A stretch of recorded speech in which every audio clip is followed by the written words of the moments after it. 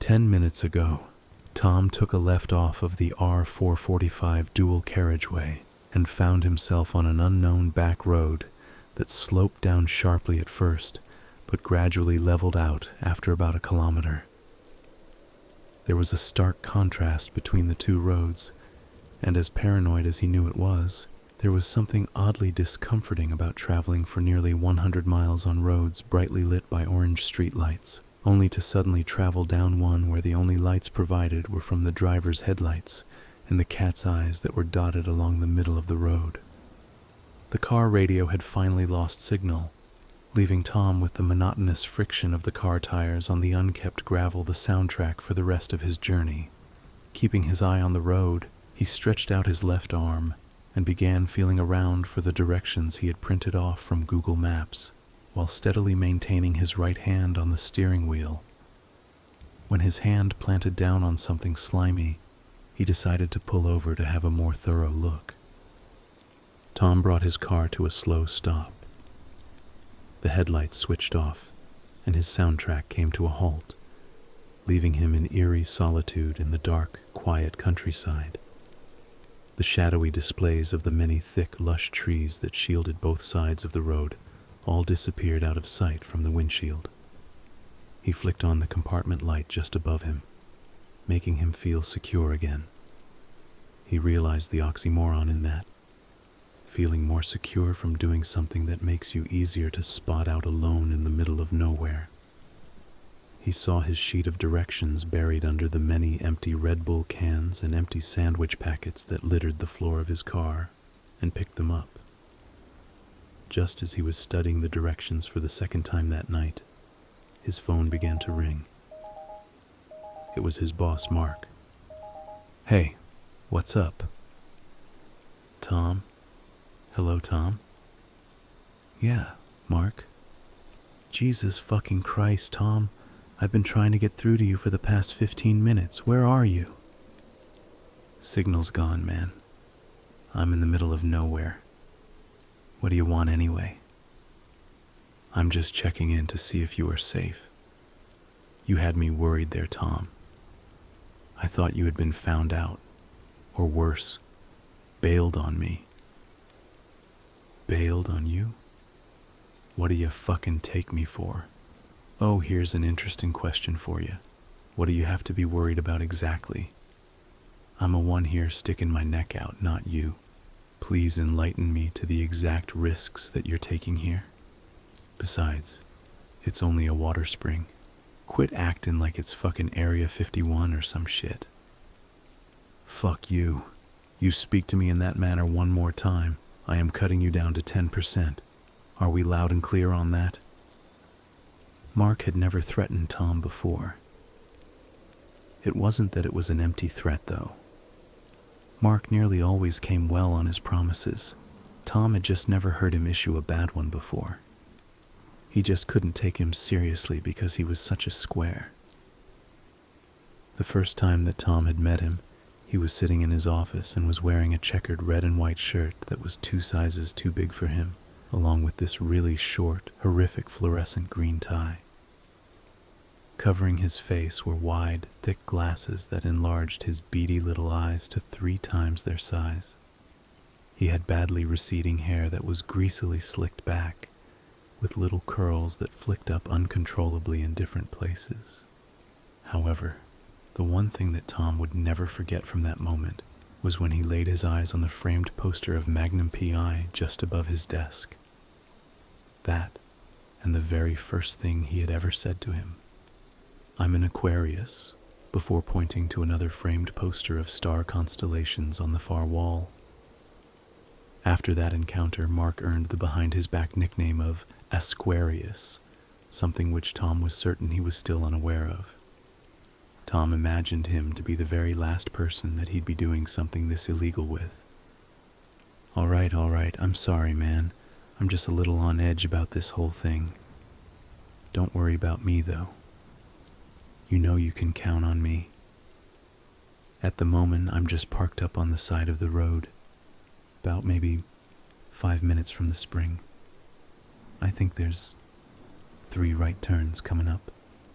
Yeah, 3. I'm just trying to find out which one it is. Okay. I printed out directions a few days ago as well, now that I think of it. I don't know where they are at the moment, but I'll look them up on my phone anyway. As far as I can remember, though, it was the first right. Yeah, man, the first one, that sounds just about right. Tom flicked over the page. Yeah, first one. Okay, you're doing great so far, Tom. I knew that I could rely on you. Remember, all you have to do is get in there, take a video, a few pictures, find whatever you can, and then just get out of there. I wish it were that easy, but thanks anyway. Tell me as well, why am I not allowed to use a proper camera? The video has to look amateur. Use your phone only, Tom. Nothing professional. Just capture the footage for me, bring me your phone, and then I will do the rest. Okay, thanks. See ya. Wait, Tom. One more thing, if I may. When you didn't want to hear it, Tom's voice seemed more intimidating than annoying, with Tom expecting the latter. Do not fuck this up for me. The hang-up click was the most supportive thing Tom had heard all night. All right, see ya. Fucking asshole, he uttered, not before checking the phone to make sure he was gone. Tom slid his phone back into the pocket of his trousers, stretching the denim as wide as it would go with his thumb and index finger. He turned around to walk back to his car, having mindlessly wandered a few feet forward, while on the phone to Mark. He fixed his gaze on the compartment light still emanating brightly from his car, each step shifting his vision of the light up and down in the vast pitch-black surroundings, almost like he was approaching the light at the end of the tunnel. Another oxymoron, Tom thought to himself. The hardest part of his unwanted assignment still lingered ahead of him. Tom re-entered the car, leaving the light above him on. From the cup holder, he picked up the sample bottle of water he brought with him and drank the last gulp of it, leaving only a dribble in the bottle. He watched that same dribble slide down the inside edge and break into smaller drops when it hit the bottom. He sloshed the water around in his mouth for a few seconds before swallowing it, shuddering at the overwhelmingly dull taste it left in his mouth. Like death itself is descending my throat, he thought to himself. Like water with the same taste but one that doesn't refresh. Like it was spiced with the driest clay from an old cemetery. Having it sit in the warm car with the lid open hasn't done it many favors. Voluntary Sport. Tom read the label quietly to himself. It was such an unbelievably generic name for bottled water, but what else was to be expected from a supermarket brand? Tom always had this stuff in his press back home, and many of his colleagues had brought this same water to work with them every day. It was an odd morning, though, when nearly everyone there, including himself, had all noticed and then complained about, at nearly the exact same time, just how badly the bottled water had suddenly tasted. Bottled at source at the Ballantully Springs, he continued whispering. Tom pinched the cold, jagged metal of his car key, using it to drag his whole set across the dashboard. The key rings made a strange warping sound when they slid down the curved edge, then briefly jingled while they were dangling mid-air, before eventually steadying. Just as he was about to flick the compartment light off again and set out on the rest of his journey, a loud rustling from the bushes caught him off guard and locked every muscle in his body. The horrid taste of the spoiled water returned. Tom kept the switch locked between his thumb and index finger and turned his head so slowly he could feel the muscles in his neck loosen again. As he was lifting his hand back down from the light, the mysterious rustling returned, only this time it was louder and longer. The source of the sound shuffled around and changed in volume, like whatever it was thrashing around in a struggle.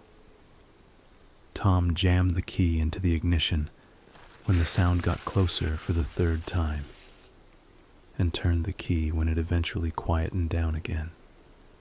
Tom's roaring engine breathed life into the vastly quiet countryside around him, and almost as quickly as his engine had filled that void, a thin, high-pitched screeching burst from out of the bushes, so loud that it punctured the sound barrier of his car, forcing Tom to quickly grasp both of his ears from the pain and fright. Tom shrieked from the pain, fixing his eyes on the shaking, empty Red Bull cans which he could feel clattering around at his feet. Realizing that the unexpected screech had sent Tom into an immobile reflex stance, he shot back into action, twisted the key planted in the ignition, and smacked both hands down on the steering wheel. He clasped desperately for the gear stick and slammed his foot down hard on the accelerator. When his beaming headlights lit up the country road that accelerated towards him soon after, and the intolerable wailing quickly dissolved into silence, relief washed through Tom's quivering body, like cobwebs hosed from between the gaps of a steel gate. Tom reconnected with his surroundings after a few seconds, having succumbed to the surrealism of what he had been through. He only realized then just how dangerously fast he was actually traveling. He lowered his speed and tried to steady his focus, something he found difficult with his heart pounding into his ribcage and his ears ringing themselves numb. He continued down the road, his thoughts so occupied with what he had just heard that he nearly missed the first right for the springs. He hit the brakes suddenly, bringing the car to a burning, screeching stop.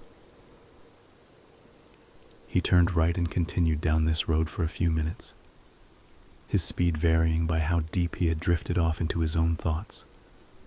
After a while, he came to an entrance. It was a gap in the hedges, which consisted of a small, trapezoidal patch of large gray pebbles that separated a small wooden fence away from the road. He drove onto the pebbles, his rubber tires popping and crackling them noisily under the weight of the car. Tom turned on the headlights to get a better view of the field behind the fence.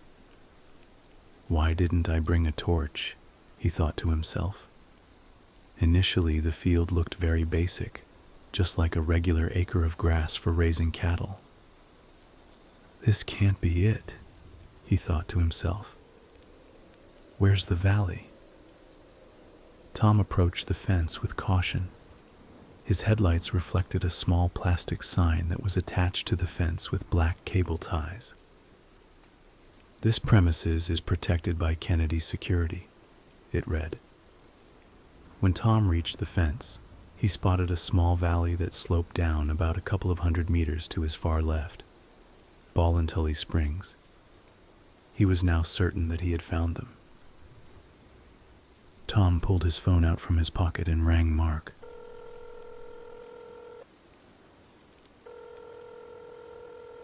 Hello, Tom, Mark answered after 2 rings.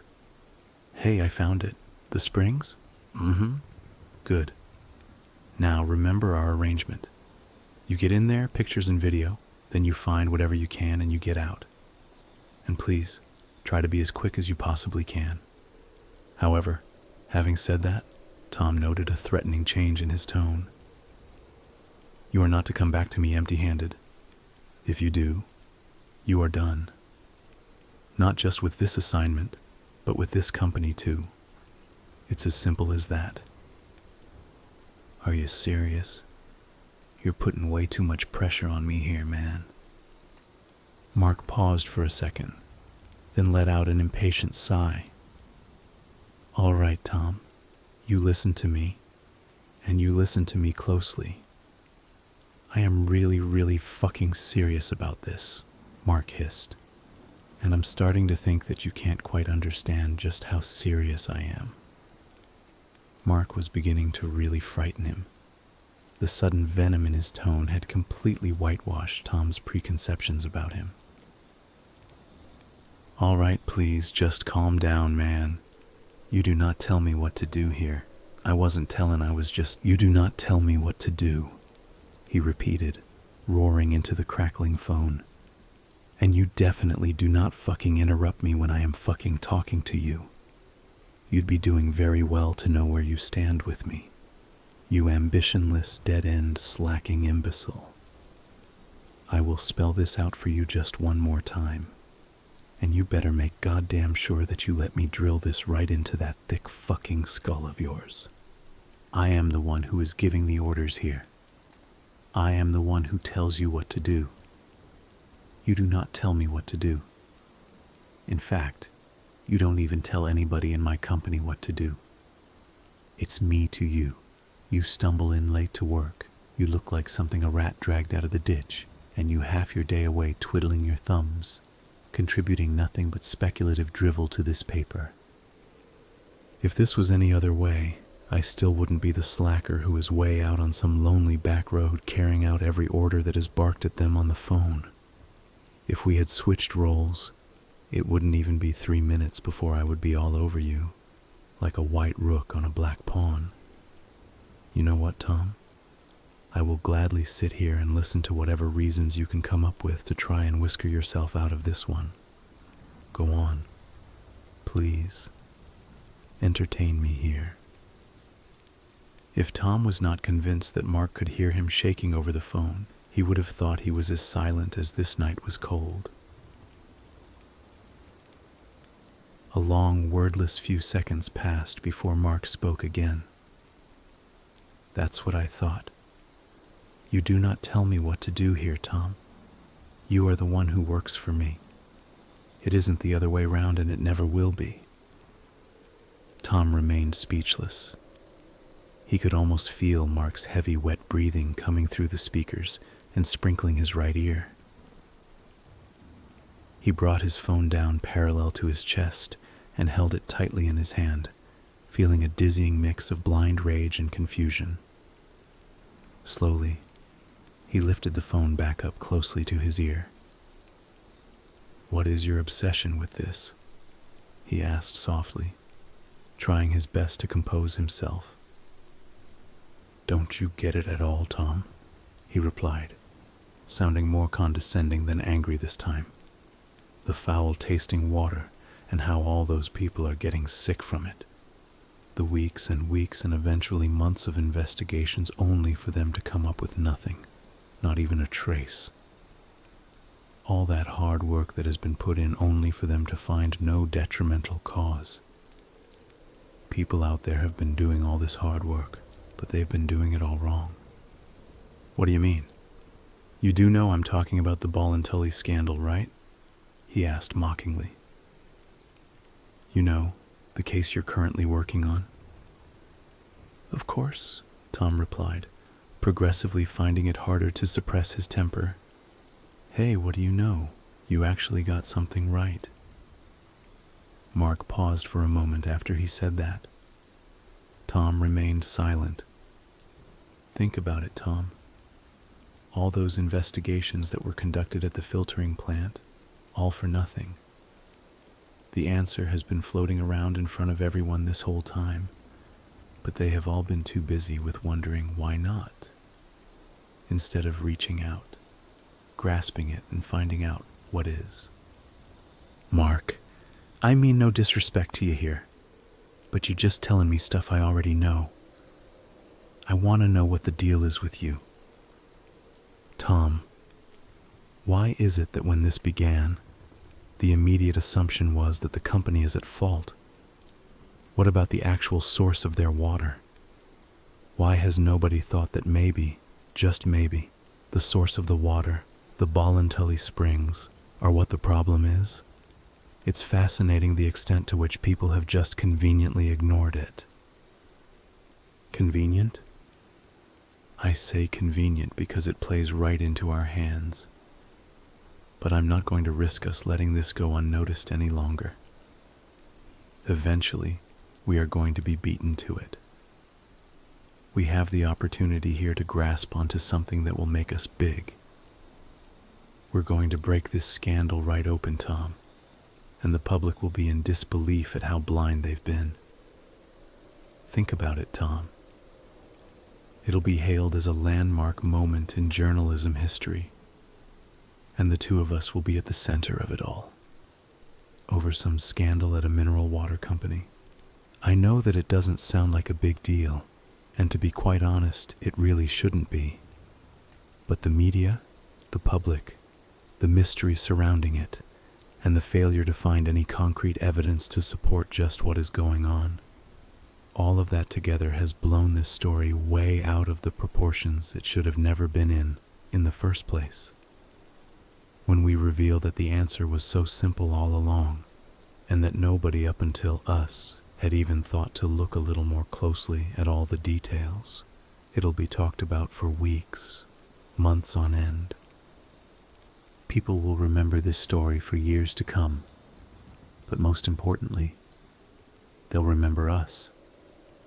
The ones who revealed it overnight, and the ones who brought a common-sense approach to an overcomplicated incident. The ones who actually decided to try to get the full story instead of all the rest who just went along with milking a cash cow dry. We have a chance to make that history, to make big names of ourselves.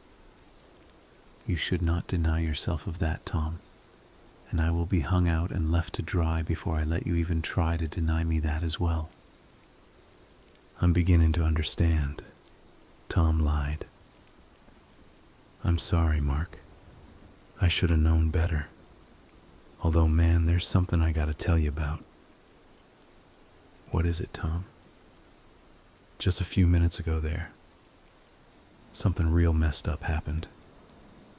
Just as I was about to drive off after our last call, I heard this real loud rustling coming from the bushes. Then when I was about to drive away, there was this real loud screeching. It shook the whole car, man. Everything on the ground just started shaking. It messed with me big time, man. I was pretty shook up about it. Are you sure that it wasn't just a badger or something? Often when something happens out of the blue to someone, their mind risks exaggerating the events. I'm telling you, Mark, the whole car just started shaking. How can that be just a badger? I don't know, Tom. This really isn't any of my concern, and it shouldn't be any of yours either. You are wasting valuable time here worrying about these little things, and you're wasting mine as well. I need you to focus for me here, Tom. And I need you to make sure that there's a sensible head screwed on tight between those two shoulders of yours. Can you do that for me? You know I can. I'm just worried, that's all. Okay, good. Is there anything else? Or can I go now? Just one more thing. Try to make it snappy. All them things you said about me there, if you really believe them, then why you got me doing this for you? Why you trusting me to do this for you, if you think I'm just some pathetic slacker? Mark remained silent for a brief moment. Tom, you're a really clever young man, and I can see that in you, whereas many others can't. I rejected many wonderful, hard-working journalists the opportunity to work for me because I chose you. And I chose you because I have realized your potential. I have put faith in you at times when other managers have called you hopeless. They said that I was making a mistake putting any faith in you. Please, Tom, prove to them that all that faith I put in you was justified. I'm not going to beat around the bush here, though. You lack motivation, you lack ambition, and to be blunt, you are really fucking lazy. You lack confidence, and you lack willpower.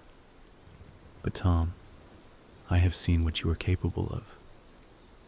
I clearly remember when you showed me your dissertation during your induction, and I clearly remember you showing me all the research that you put into it. I realized then that you have something really special, that you have mountains of potential to be a groundbreaking journalist. But most of all, why you are there tonight, out on the field working for me. You are discreet, and you know when and when not to show your hand. And for an assignment that is this confidential, you are the only one that I can trust. Tom's mouth was hanging open when he was greeted with the hang-up tone for the second time that night, and remained open when he mindlessly listened to it for nearly 2 minutes. Mark's words repeated in his head, and he stood still for a few seconds trying to piece together what he was saying. Despite all the praise Mark heaped on him towards the end of the call, Tom still hung on to his outburst, finding himself beginning to distrust him. No matter how much he tried to be on the same page as Mark, he just could not see the logic behind his thinking. Why do I have to trespass on a property for some evidence? Why not just open up an inquiry or release this information to the public? Surely that way he can still get the recognition he so desperately craves. In Tom's head, none of it simply clicked into place. Tom climbed the wooden fence, wary not to get any of the rips in his jeans caught in the wires. He remembered at the beginning of the night he had Mark pinned as this quivering, spineless no-neck who he thought he could have no problem coercing. In just less than an hour, the roles had reversed entirely. Like something a rat dragged out of the ditch, the words stingingly replayed in Tom's mind when his feet hit the grass. The dew seeped through Tom's shoes and socks, and his feet became damper and damper with each passing step across the field. After nearly 3 minutes of walking, his steps began coming down harder and faster, meaning he was beginning his descent down the hill. He stopped for a moment to observe his surroundings. He looked at the ripples in the barely visible pond reflecting the cloudy night sky. He took his phone back out of his pocket one more time, opened the camera, and activated the flash for a clear view. The flash lit up his entire side of the slope, so bright at the top you could see the individual droplets of dew on each blade of grass, but faded down the hill into a dim glow, which just about reached the shore of the pond. It's brighter than I thought. Much brighter, Tom thought to himself. Tom resumed his walking, trying not to slip, something he found difficult wearing canvas shoes while going downhill on cold, wet grass. The shoreline slowly started to become more visible. Tom looked at the repeated process of the thin seeps of water oozing out from the pond as he trundled down the slope, 1 foot in front of the other. It moistened the pebbly young sand before receding back for a moment and then oozing back to the shore again. When Tom could see a few feet across the pond and felt the scrunch of the grass and the crack of the tiny pebbles under both halves of his left foot, he opened up the video recorder. Tom stood still, knowing that when he had to move, he would have to creep along the shore slowly and quietly. He concentrated his senses on the silent, rippling pond for a while, anticipating some form of sound or movement that he hoped he could trace.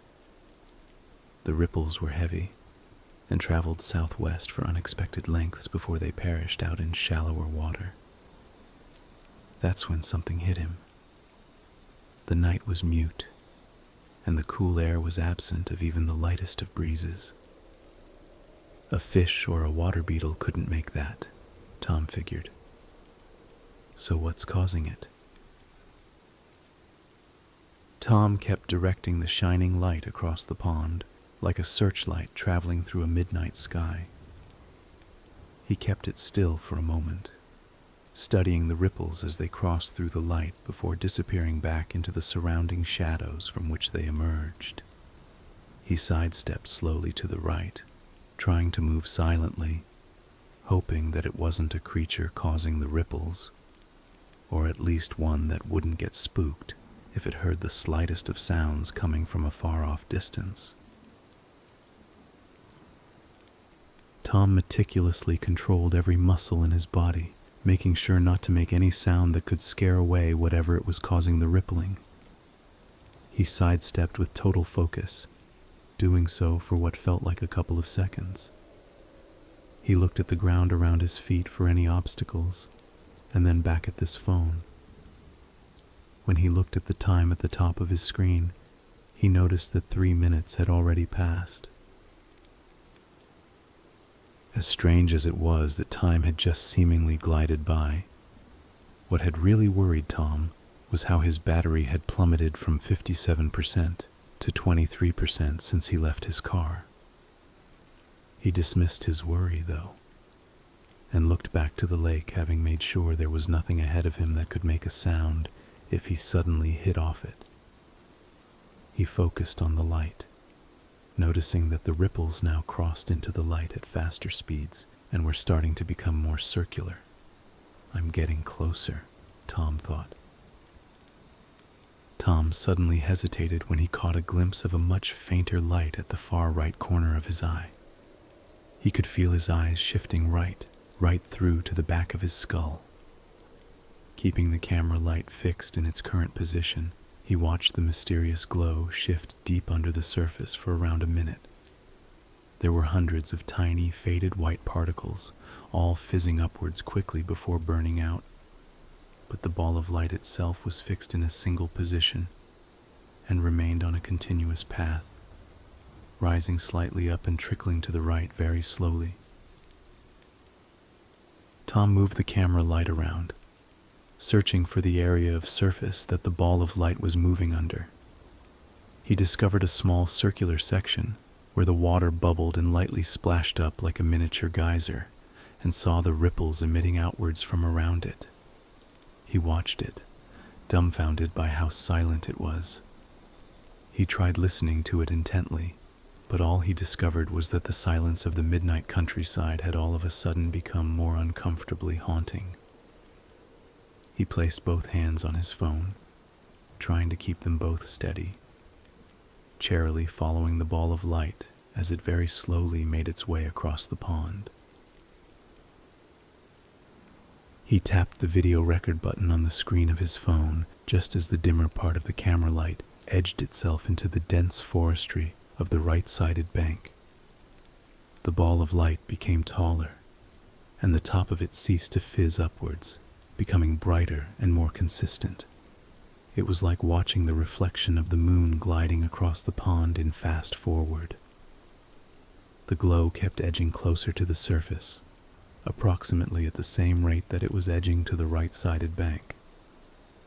Tom felt a hard lump develop in the bottom of his throat as he continued watching the fizzing lights from the bottom, watching them evolve into a solid figure as they approached the surface.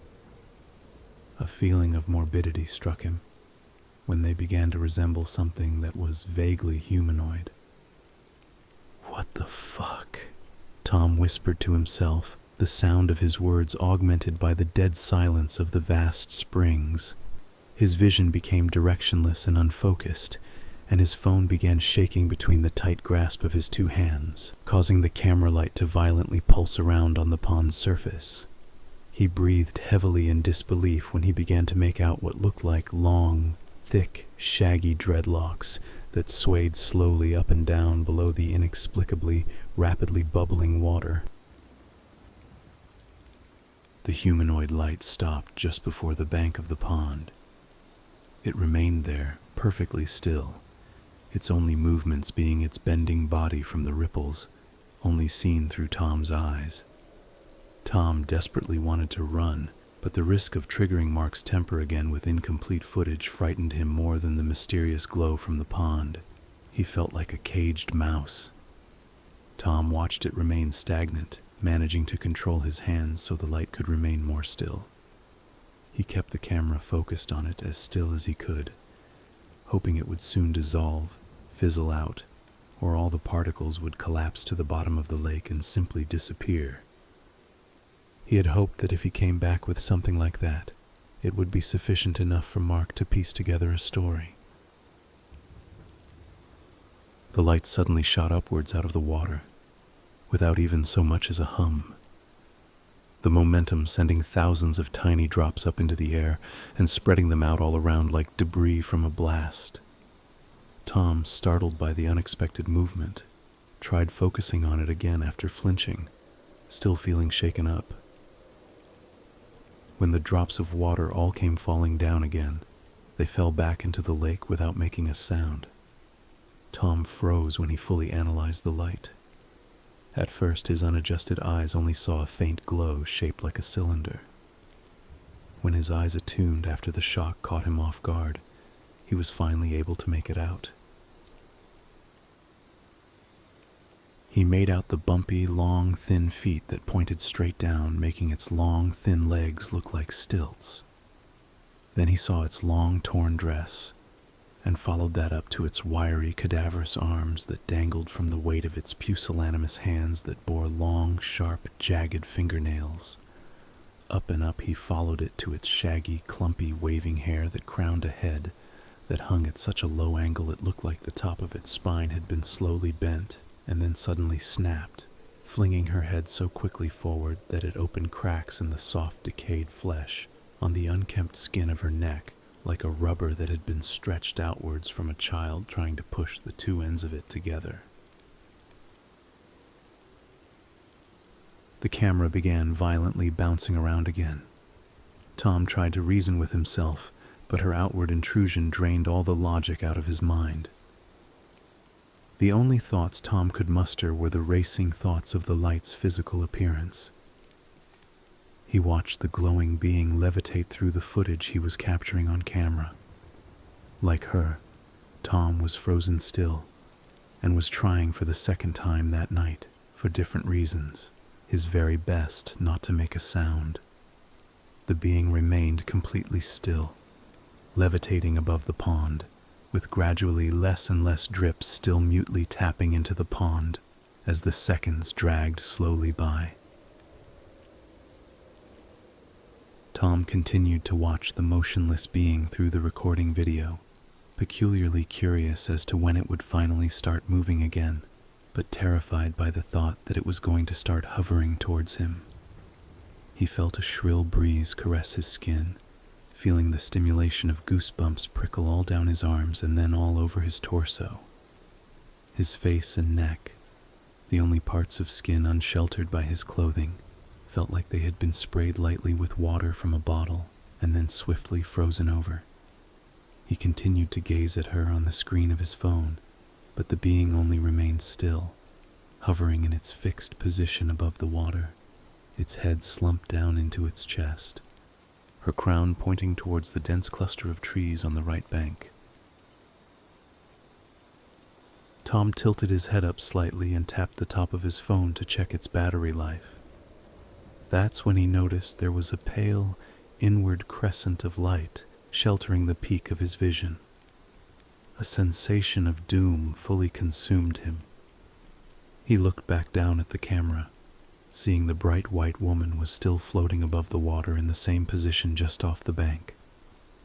Even through this tense ordeal, he felt an ironic slight relief. When he lifted his head fully and looked up, the brightly lit face of a young, decomposed woman met with him face to face. Tom screamed, stumbled a few feet back while scrambling the phone between his hands before dropping it onto the sand a few feet to his right. He crawled backwards as quickly as he could, overcome with debilitating fear and uncertainty, trying to alter his brain into an approach where he could ostracize these endangering feelings. He grappled the sand with his shaking hands, trying to push himself onto his feet, but lost balance and fell flat on his back again. When he attempted this for the second time, she had edged closer to him and made further eye contact. He accidentally studied her being, seeing her warped neck that caused her head to jut forward like a praying snake, her scarred, gaunt cheeks, her vacant, lidless eyes, and her inverted, sideways mouth.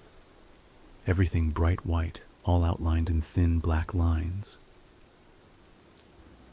Tom found his balance again, as the woman's vacant eyes slowly began to shade themselves to orange, and her inverted lips cracked open sideways, revealing her oversized triangular teeth. She levitated on the ground a few meters away, towering over and quickly approaching him, keeping her fiery orange gaze fixed on Tom's transfixed eyes. He could feel them burning an invisible thin line right through his eyes, piercing his delicate skull and shooting right through to the center of his head. Tom came to his senses, turning around and leaving his phone on the shore, and began sprinting back up the hill, He felt the heat return to his body when he ran further away from her, like warm currents of life that refueled his icy veins. Seconds after Tom had started running, the woman let out a long, screeching wail that Tom felt vibrating in his bones, left a sharp ringing in his ears, and gave him such a morbid feeling of death that his insides felt like a rotting core of an apple. Tom tried his hardest to ignore her wailing, taking tremendous strides up the hill and pushing himself to his limits to keep a lengthy distance away from her. He was unable to hear the sound of his feet hitting the wet grass through the ringing that clogged up both his ears. Within a couple of seconds, his hearing had been rendered useless, leaving him unable to tell if she was still wailing or even still following him. Just before he reached the top, he could feel the goosebumps prickle up again on his back.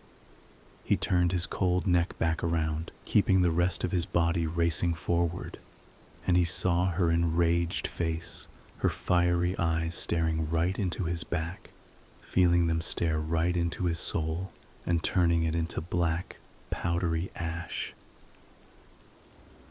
Tom reached the top of the hill, his body becoming colder and colder as he sprinted aimlessly in the pitch black, looking for the fence he had climbed at the beginning of the night. Something is different, Tom managed to think logically through the storm of his panic-stricken mind. Though he was full of doubt, he continued to sprint, his body becoming heavy with fatigue, his lungs unable to keep up with the demand of his survival instinct. His entire body shivered from the freezing sensation that encapsulated him. He kept his speed up, and when he squinted his eyes as painfully as he could, struggling to cope with the pressure of the being rapidly catching up with him, he finally managed to locate the fence straight ahead of him. Tom continued sprinting, panting heavily, bargaining in his own mind with whatever higher force may exist that he wouldn't run out of steam before he reached the fence. It continued coming closer and closer to him, though, his car parked just behind it, and for a moment it had looked like Tom's desperate begging had paid off. Something still isn't right, he repeated to himself in concern. But what is it? He continued sprinting on, though, both rows of teeth clattering off one another, making use of all of the energy he had to reach his car. He eventually approached the fence, hopping onto the second ledge with both of his feet, jumping right over it, and landing hard on the other side, sending shots of pain right up both of his legs. He limped as quickly as he could away from the fence and scrambled his hand around in his pocket, in search of his car keys, turning around to keep a lookout for her while doing so. He saw her floating motionlessly behind the fence, eyeing his every move, the look of contempt engraved onto her face. Tom didn't pause to think why she had stopped following him, or why she wasn't hovering over the fence after him. All he knew was that once he was in his car and out of there, he would be safe. And he would never have to look back at this event ever again. He clicked the open button twice on his keys to get into his car. No response. He planted his palm on the window and tried again. No response. He jammed the key into the hole, opening the car manually. He opened the door, jumped onto the seat, and shoved the key into the ignition, staring out the windshield while doing so. He jammed the key into the hole, opening the car manually. He opened the door, jumped onto the seat, and shoved the key into the ignition, staring out the windshield while doing so, as she started to burn through his head again, with her fiery orange eyes. When he twisted the keys, the car made no response. Come on, come on, come on the fuck. The thought sped through Tom's frantic mind. He tried it again. No response. He kept trying and trying and trying, but got the same result every time. The engine wouldn't even start and then fail. Every attempt that he made had only left him responseless. Tom tried hard to organize his thoughts. Why is the engine failing? He froze. When he was running back across the field, he had noticed something was off. The field was dark, way too dark. The headlights of the car weren't on. He left them on when he climbed the fence for the first time that night, and then trudged through the cold, wet field. He had left the lights on, and the battery of the car had now gone dead. In a desperate attempt of a quick escape, he had abandoned his phone on the shore. He stared at the steering wheel in horror and disbelief. Mark's words reiterated in his mind. "You ambitionless, dead-end, slacking imbecile." As if their minds were synchronized, she rose above the fence and into the air, then levitated forward until she was out of sight from the windshield, and her glow emanated to just above the bonnet. She thumped on the roof of the car. She thumped again, and then again. With the fourth thump, there was an ear-wrenching, splitting noise, and her shining white hand and long, sharp fingernails broke through the steel roof of the car. Her other hand then followed, and using them both, she bent the steel back in twisted, jagged lines, like they were soft strings of cheese. Tom stared up at her glowing orange eyes, her inverted mouth opening sideways, revealing those gruesome, long, sharp teeth. A string of saliva dripped from her mouth and onto Tom's cheek, instantly freezing and stinging him. Her hollow cheeks sank inwards as she breathed out a freezing cold breeze from between her jagged fangs. Tom's eyes filled up uncontrollably with tears as she let out one final earth-shattering wail. The car began to shake, and Tom quickly became deaf within a few seconds. Tom stared into those burning, empty orange eyes as she pulled herself back up towards the night sky. Her bright white hands remained clutching onto the edges of the jagged hole she ripped open. Her arms stretched back elastically to impossible lengths. Tom shifted his head lightly to the side and saw drops of blood fall onto the seat from what he presumed was one of his ringing ears. His boiling hot tears stung his face as badly as her cold saliva had, but when he tried to lift his hands to wipe them away, he found his muscles had been frozen solid. When he felt nothing for a few seconds more, he slowly rolled his neck to the left and looked back up at her, and as quickly as he had caught sight of her one more time, she had let out an earth-shattering, unheard scream. She sped down, still screaming with her sideways mouth, as she flew towards him at momentous speed. The last thing Tom felt was her cold screech painfully peeling back the skin on his face, and his quickly fading vision seeing her sharp, jagged teeth protruding out from her mouth as she blurrily soared towards him.